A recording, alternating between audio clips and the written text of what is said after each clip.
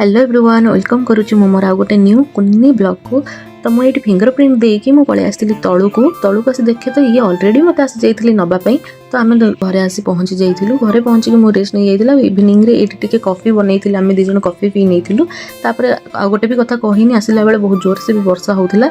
तो आम जहाँ भी ओदा ओदी होगी पलि आसीलु। ये वर्षा पाग मान कि तो गोटे बनब ना। तो से घरे कोबी थिला। तो मुझे भाविली कोबी पकोड़ा कहीं बनई देविनी। ये भी कहले हाँ कि कोबी पकोड़ा बनई दे बोली।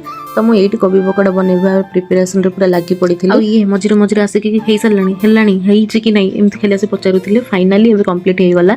आम ये कोबी पकोड़ा और कॉफी को एंजॉय करूँ। मुझे पलि आसी पिठा बनवाई। आज कौन गोटे कौन एमती चित्तौ अमावास्या ना कौन एमती थिला। तो से घरे प्रिपेरेसन करी जहाँ भी जमी हो मम्मी को पचारिकी तो कर नहीं। तो जहाँ भी हो कर ये पिठा करके गड़िया फूल को बापांकर आ मोर ये बापा मोर वीडियो बनाऊँच।